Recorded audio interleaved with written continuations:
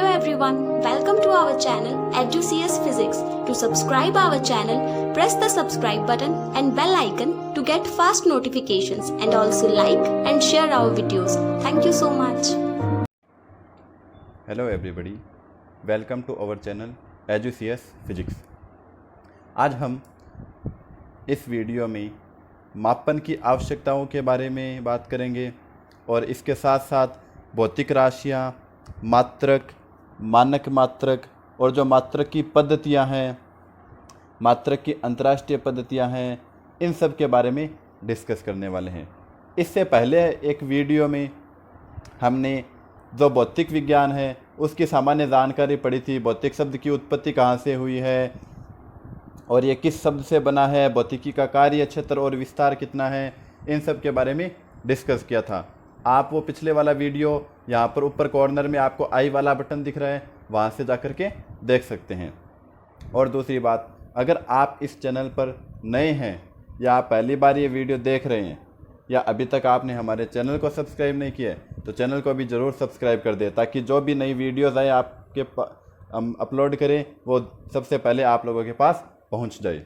और वीडियो को लाइक और ज़्यादा से ज़्यादा शेयर करें ताकि सभी इनका फ़ायदा ले सकें। तो चलिए करते हैं स्टार्ट। बात करते हैं मापन की आवश्यकताओं के बारे में। तो मापन की आवश्यकता हमें क्यों पड़ी, इसके बारे में डिस्कस करते हैं। तो जो माप और तौल का उपयोग तो हम दैनिक जीवन में रोज़ाना करते हैं। जैसे आप मार्केट जाते हो, वहाँ से चीनी लेकर आते हो, तो वो एक क्वांटिटी होती है चीनी की कि भाई साहब हमें 2 किलो चीनी चाहिए, 5 किलो चाहिए। या फिर दूध लेते हो तो 1 लीटर दूध, 2 लीटर, कुछ इस तरह से। या फिर आप विद्यालय का जो समय है वो कुछ इस तरह से हो सकता है 9:30। या घर से विद्यालय की दूरी की बात करें, जैसे 2 किलोमीटर की दूरी है। ये सब क्या है? मापन है, मेजरमेंट है। क्या है? मापन या मेजरमेंट है। ये एक फिक्स माप होता है कि जैसे दूध है, हमने कितने किलो लिया है, 2 किलो लिया है, या 2 लीटर लिया है या 1 लीटर लिया है। चीनी कितनी ली है? 2 किलो ली है, 1 किलो ली है। ये किलो, 1 लीटर, 2 किलोमीटर दूरी, 9:30। ये सब क्या बता रहे हैं? मापन को बताते हैं। और प्रत्येक वस्तु के लिए अलग अलग मात्रक निर्धारित किया जाता है। तो देखिए, हम बात करते हैं मापन की आवश्यकता के बारे में। तो देखिए, भौतिकी प्रकृति और प्राकृतिक परिघटनाओं का अध्ययन करती है। किसका अध्ययन करती है? भौतिकी प्रकृति का अध्ययन करती है और प्राकृतिक परिघटना, मतलब प्राकृतिक जो प्रकृति में घटना घटित होती है उनका अध्ययन करती है। इसमें द्रव्य और ऊर्जा के परस्पर अन्योन्य क्रियाओं का अध्ययन किया जाता है। द्रव्य में आपको बता दूं, पदार्थ की 3 अवस्थाएं होती है। पदार्थ को ही क्या बोला जाता है? द्रव्य बोला जाता है। अन्योन्य क्रियाओं का अध्ययन किया जाता है।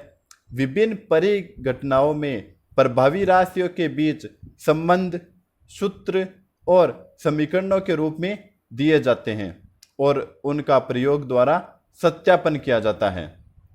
जैसे मान लीजिए आप कोई वस्तु लेकर आए हो, सपोज कीजिए आप 2 किलो दाल लेकर आते हो, तो आप उसका घर पर आकर भी मापन करोगे तो 2 किलो दाल ही आपको मिलेगी। ऐसे नहीं है कि जैसे मान लीजिए दाल के मापन के लिए तो कुछ किलोग्राम ले लिया और दाल के मापन के लिए हम लीटर का प्रयोग करते हैं। ऐसा संभव नहीं है। जैसे कोई भारी वस्तु है, सपोज कीजिए ठोस वस्तु, तो ठोस वस्तु के लिए हम अधिकतर किलोग्राम, ग्राम, इन सब का प्रयोग करते हैं। और जैसे लिक्विड वस्तु है, जैसे पानी, दूध, ये सब, इनके लिए हम लीटर का प्रयोग करते हैं। तो ये फिक्स मात्रक मापन होता है इनका। इन सब परिघटनाओं में नाप और तौल के परिशुद्ध मान की आवश्यकता होती है। परिशुद्ध का मतलब बिल्कुल शुद्ध मान की आवश्यकता होती है। फॉर एग्जांपल 2 किलो चीनी, 1 लीटर दूध, विद्यालय का समय 9:30, घर से विद्यालय 2 किलोमीटर दूर है, आदि। तो ये थी मापन की आवश्यकता। क्यों पड़ी मापन की आवश्यकता? इसके बाद में हम पढ़ रहे हैं भौतिक राशियाँ। भौतिक राशियाँ क्या होती है, इन पर बात करते हैं। तो देखिए, वह राशियाँ जिन्हें हम नाप सकते हैं या तोल सकते हैं, वे राशियाँ जिन्हें हम नाप सकते हैं या तोल सकते हैं, क्या कहलाती है? भौतिक राशियाँ कहलाती हैं। जैसे मान लीजिए कोई व्यक्ति चलता है, ठीक है, तो अब चलने में वो क्या करता है? दूरी तय करता है, तो दूरी को नापा जा सकता है। कोई वस्तु सामान लेकर आता है और उसका कुछ द्रव्यमान है, तो हम उसको तोल सकते हैं। तो वो सभी राशियाँ कैसी है? भौतिक राशियाँ कहलाती हैं। तो वे राशियाँ जिन्हें नापा या तोला जा सके, भौतिक राशियाँ कहलाती हैं। जैसे एग्जाम्पल के रूप में द्रव्यमान, लंबाई, समय, बल, वेग आदि, ये सब क्या है? भौतिक राशियां हैं। क्लियर है इतनी बात? अब इसके बाद आगे बात करें तो जो भौतिक राशियां हैं वो भी दो प्रकार की होती है। कौन कौन सी? पहली तो है मूल राशि और दूसरी है व्युत्पन्न राशि। भौतिक राशियां कितने प्रकार की होती है? दो प्रकार की। कौन सी? मूल राशियां और व्युत्पन्न राशियां। अब मूल राशियां क्या होती है? वे भौतिक राशियां जो अन्य किसी भी राशि पर निर्भर नहीं करती, मतलब किसी दूसरी राशियों पर डिपेंड नहीं होती।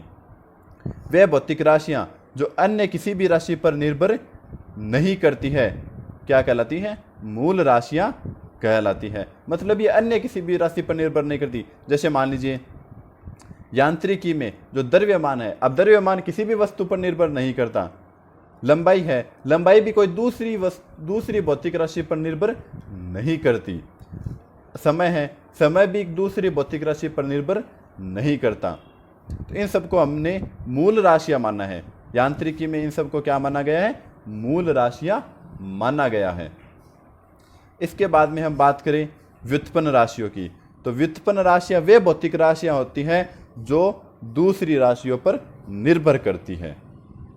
तो देखिए डेफिनेशन, वे भौतिक राशियां जो मूल राशियों से व्युत्पन्न की जाती हैं तथा उन पर निर्भर करती हैं, व्युत्पन्न राशियां कहलाती हैं।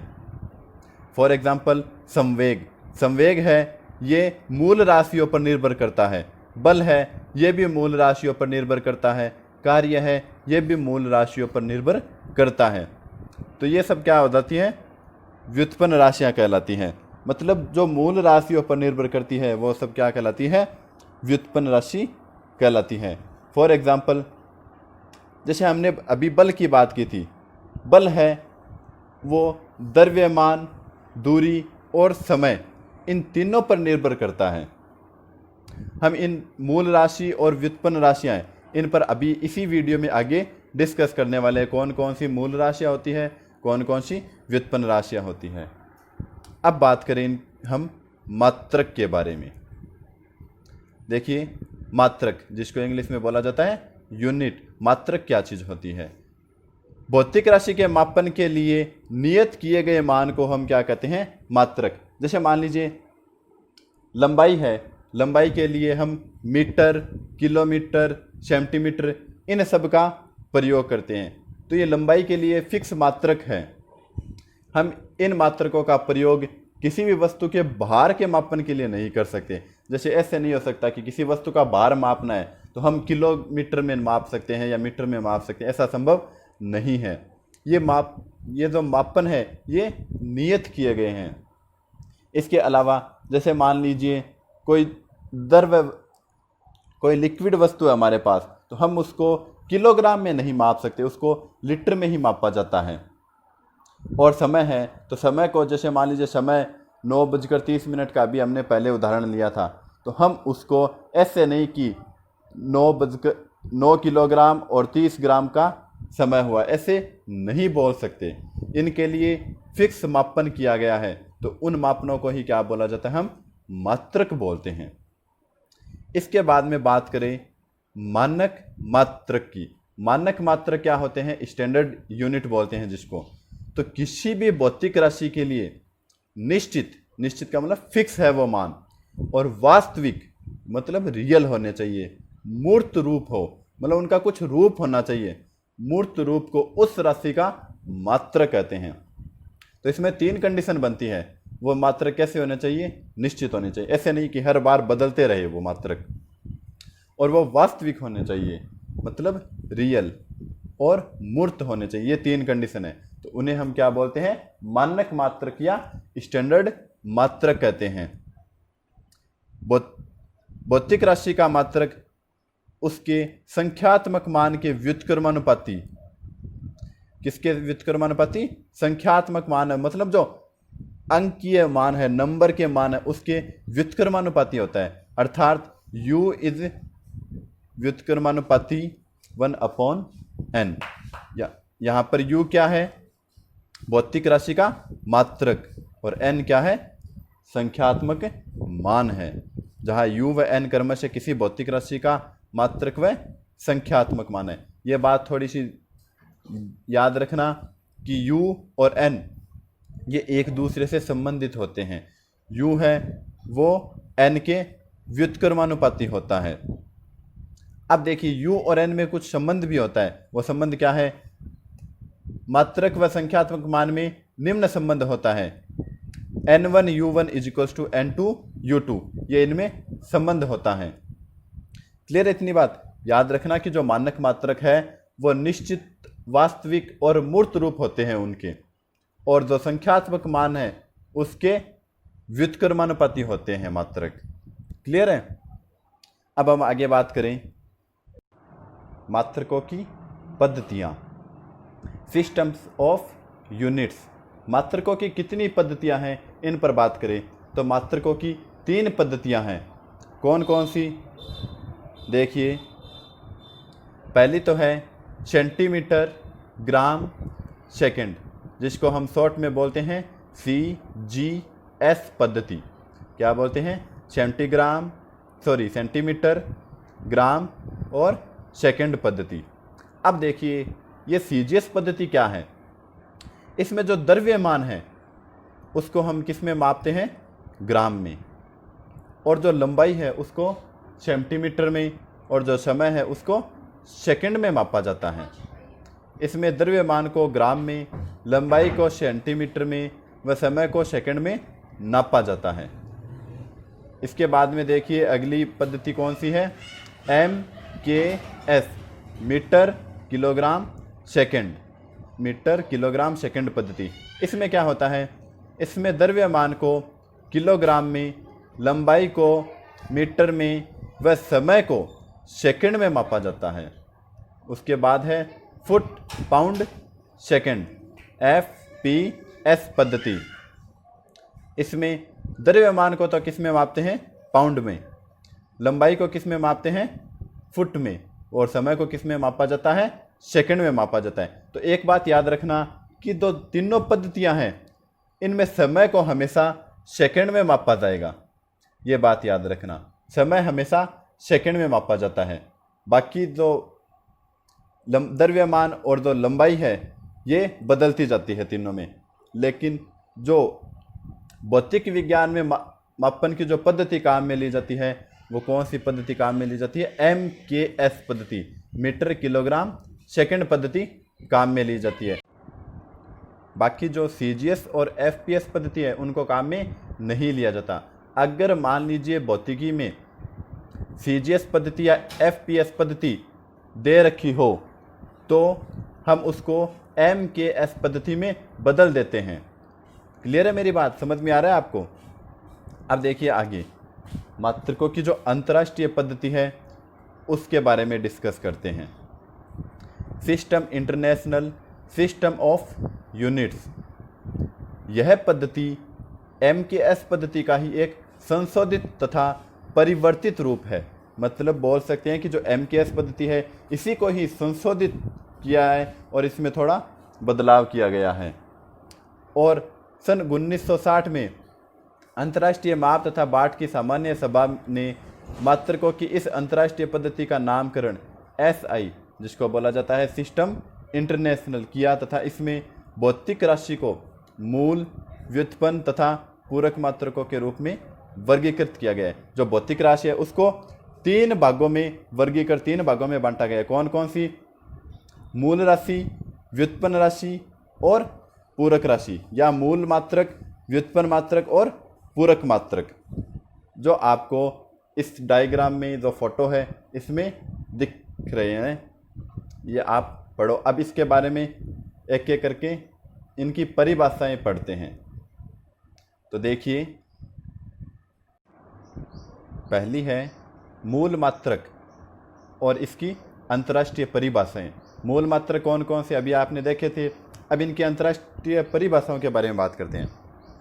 तो पहला है मीटर, जिसको हम स्मॉल m से प्रदर्शित करते हैं। तो 1 मीटर वह दूरी है जो प्रकाश निर्वात में 1/93,97,92,458 सेकंड, या फिर इसको हम ये है प्रकाश का वेग, जिसको 3 × 10⁸ भी लिख सकते हैं।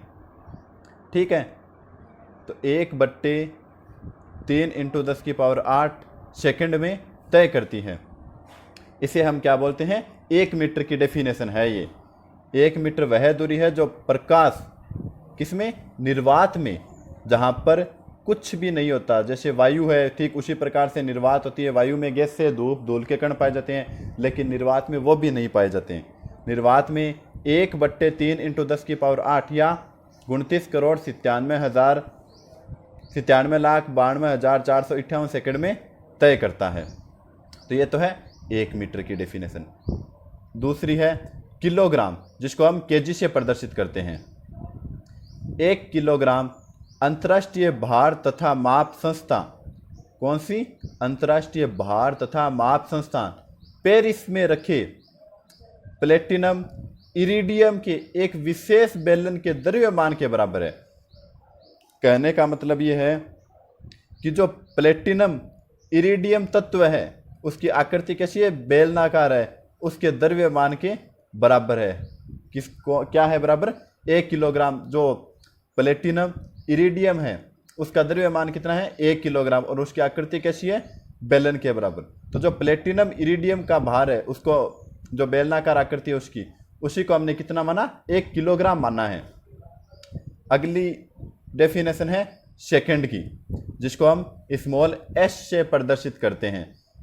अब सेकंड, 1 सेकंड किसे कहते हैं, 1 सेकंड वह समय है जिसमें सीजियम 133 परमाणु, कौन सा परमाणु है, सीजियम 133 परमाणु द्वारा उत्सर्जित एक विशेष तरंगदैर्ध्य के विकिरण 9,19,26,31,770 कंपन करते हैं। कितने कंपन करते हैं, ये आपके सामने दिख रहे हैं, 9,19,26,31,770 कंपन करते हैं। कौन करता है, सीजियम 133 परमाणु द्वारा जो उत्सर्जित तरंगदैर्ध्य उनके विकिरण करते हैं। अगली डेफिनेशन कौन सी है, एम्पियर की। 1 एम्पियर किसे कहते हैं, तो 1 एम्पियर वह विद्युत धारा है जो निर्वात में 1 मीटर की दूरी पर रखे 2 सीधे समांतर अनंत लंबाई व नगण्य वृत्ताकार परिच्छेद वाले तारों में प्रवाहित होने पर उसके मध्य प्रति मीटर लंबाई 2 × 10⁻⁷ न्यूटन पर मीटर बल उत्पन्न करती है। कहने का मतलब यह है कि मान लीजिए आपके पास 2 तार है, कुछ इस तरह से हैं। सपोज कीजिए आपके पास 2 तार है, एक तो ये पहला वाला और ये दूसरा वाला। इन दोनों के बीच की जो दूरी है, ये वाली दूरी, ये कितनी है, 1 मीटर दूरी है, और इनकी जो तार की लंबाई है वो कितनी है, अनंत है। और जो इनका ये वाला भाग है वृत्ताकार, जिसको हम बोलते हैं अनुप्रस्थ काट क्षेत्रफल, ये कितना है, नगण्य है। तो जब इसमें धारा प्रवाहित होती है तो इन दोनों पर प्रति मीटर लंबाई, मतलब 1 मीटर लंबाई पर बल कितना उत्पन्न होना चाहिए, इतना 2 × 10⁻⁷ न्यूटन पर मीटर का बल उत्पन्न होता है। तो उसे हम क्या बोलते हैं, 1 एम्पियर की डेफिनेशन दी जाती है। क्लियर है। अगला है केल्विन। 1 केल्विन जल के त्रिक बिंदु पर जल के उष्मागतिक ताप के 1/273वां भाग होता है। जल के त्रिक बिंदु होता है जिस पर जल ठोस, द्रव्य और गैस तीनों अवस्था में समान रहता है। त्रिक बिंदु पर जल के उष्मागतिक ताप, उष्मागतिक ताप मतलब जहाँ पर उसको उष्मा मिलती है या उष्मा देता है उसका 1/273वां भाग होता है 1 केल्विन। अब अगला देखिए, कैंडेला किसे कहते हैं। ये एक कैंडेला कृष्णिका के तल के लंबवत दिशा में उसके 1/6 लाख मीटर स्क्वायर क्षेत्रफल की प्रदीपन तीव्रता है। जैसे पहली बात तो ये कृष्णिका किसे कहते हैं, तो कृष्णिका हम आगे आपके 11वीं क्लास में आगे टॉपिक आएगा कृष्णिका, हम उसमें बात करेंगे। और कृष्णिका मान लीजिए हमारे पास कोई कृष्णिका है, उसके लंबवत दिशा में, सपोज कीजिए ये जो कागज है इसको हम कृष्णिका माने, तो इसके लंबवत दिशा ये हो गई, इसकी लंबवत दिशा इस तरह से, लंबवत दिशा उसके 1/6 लाख मीटर स्क्वायर क्षेत्रफल की प्रदीपन तीव्रता है। जबकि कृष्णिका पर दाब कितना होना चाहिए, 101.3 न्यूटन पर मीटर स्क्वायर, तथा ताप कितना होनी चाहिए, प्लेटिनम के गलनांक के बराबर हो। प्लेटिनम का जो गलनांक है उसका ताप होता है, उसके बराबर किसका ताप होना चाहिए, कृष्णिका का ताप। और जो दाब है वो कितना होना चाहिए, 101.3 न्यूटन पर मीटर स्क्वायर। अगली डेफिनेशन है मोल की। 1 मोल किसके बराबर होता है, 1 मोल पदार्थ की वह मात्रा है जिसमें मूल अवयवों की संख्या उतनी है जितनी 6 कार्बन 12, मतलब कार्बन 12 के 0.012 किलोग्राम में कार्बन परमाणुओं की संख्या होती है। मतलब कि हमारे पास 0.012 किलोग्राम कार्बन परमाणु है, उसमें कार्बन परमाणुओं की कितनी संख्या है हम उनको गिने तो वो किसके बराबर होगी, 1 मोल के बराबर होगी। तो ये तो है मूल मात्रक और इसकी अंतर्राष्ट्रीय परिभाषा है। अब हम बात करते हैं पूरक मात्रकों के बारे में। देखिए पूरक मात्रक व इनकी परिभाषाएं। पूरक मात्रक मतलब एक दूसरे के ऊपर आश्रित रहने वाले, मतलब एक बढ़ेगा तो दूसरा घटेगा, इस तरह से हम बोल सकते हैं। तो पूरक मात्रक क्या होते हैं, पूरक मात्रक 2 प्रकार के होते हैं, रेडियन और दूसरा है स्टेरेडियन। तो पहले बात करें रेडियन के बारे में। एक रेडियन वह तलीय कोण, तलीय कोण का मतलब किसी समतल पर बना हुआ कोण, जो वृत्त की त्रिज्या, मान लीजिए ये कोई एक वृत्ताकार भाग था जिसका हमने एक छोटा सा टुकड़ा लिया, कुछ इस तरह से पूरा वृत्ताकार भाग था जिसका हमने छोटा टुकड़ा लिया, तो ये तो हो गई इसकी त्रिज्या। वृत्त की त्रिज्या के बराबर ये जो चाप है वृत्त के केंद्र पर अंतरित करता है। कहने का मतलब यह है कि जितनी त्रिज्या है उतना ही क्या है, ये चाप है। तो यहाँ पर एक फॉर्मूला आपने 10वीं क्लास तक पढ़ा होगा कि कोण बराबर चाप बट्टे त्रिज्या। फॉर्मूला क्या होता है, कोण बराबर चाप बट्टे त्रिज्या। तो यहाँ से ये तो कोण हो गया डी थीटा और ये हो गया चाप, कोण डी थीटा बराबर चाप डी एस बट्टे त्रिज्या आर। कहने का मतलब यह है कि एक रेडियन वह तलीय, ये कितना होना चाहिए, एक रेडियन वह तलीय कोण है जो वृत्त की त्रिज्या के बराबर, जो त्रिज्या है और जो चाप है ये दोनों कैसे होने चाहिए, बराबर होने चाहिए।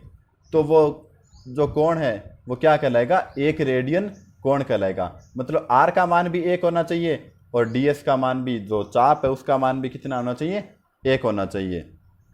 तो जो कोण बनेगा समतल कोण वो क्या होएगा, एक रेडियन कहलाएगा और इसका मात्रक होता है रेडियन, RAD से लिखते हैं इसको।